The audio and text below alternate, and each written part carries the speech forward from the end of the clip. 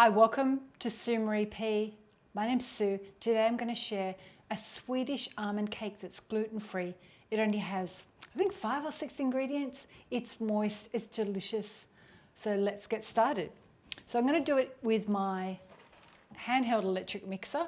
We have all this beautiful sunshine streaming in today, so it's making my videoing a bit weird, but who can complain about sunshine in Sweden? So first step, pop your oven on to 180 degrees C with a fan, and then grab your muffin tin or cupcake tin and grease it generously with butter, which I've already done. So I've set that aside ready to go. And in this bowl, I'm going to add in ground almonds. So I've got 150 grams, which is about 1 cup and a quarter. And white sugar, that's just 100 grams or half a cup. Now I've adjusted this to the original recipe I found online to just tweak it to be suitable for me. I don't like things too sweet, so I dropped back the sugar.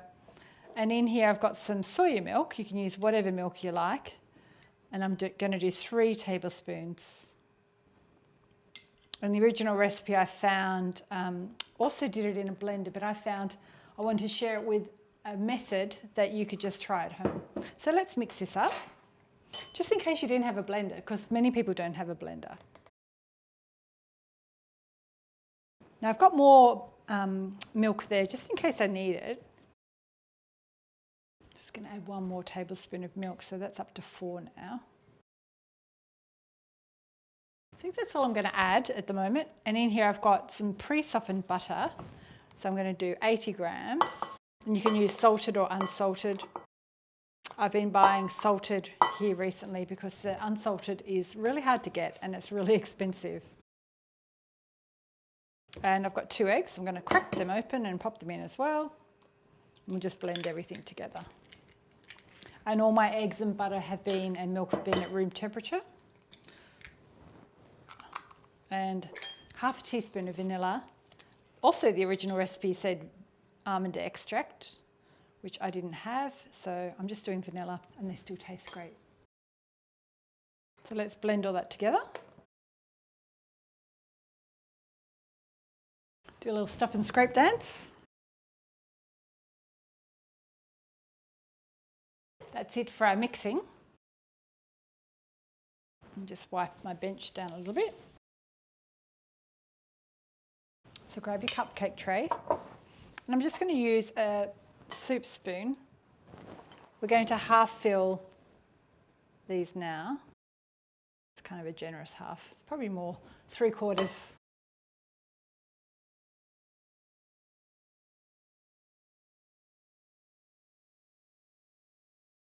Just smooth them down.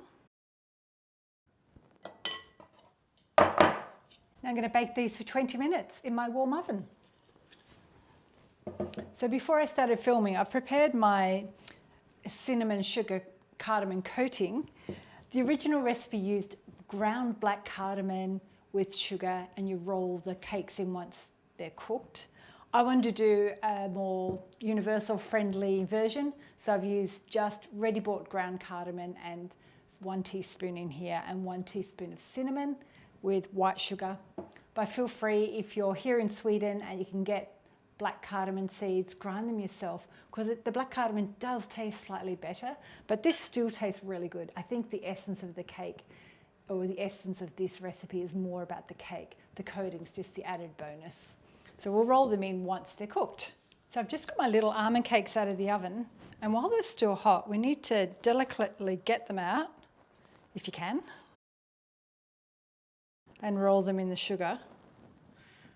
I think it's easier to do one at a time. Now I have tried this with melted butter, so if you want to add melted butter you can, but if you do it quickly while they're still hot, the sugar should stick, like donuts. And it doesn't really matter. We're going to put them upside down because they look better that way. But they're notorious for getting stuck like that one just did.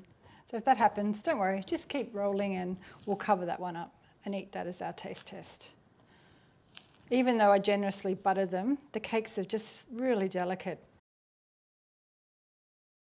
because the filling inside is quite soft at this stage until they cool down.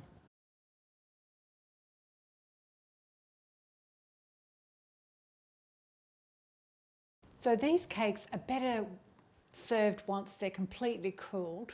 But for the video, I'm going to bite into one now, even though it's hot.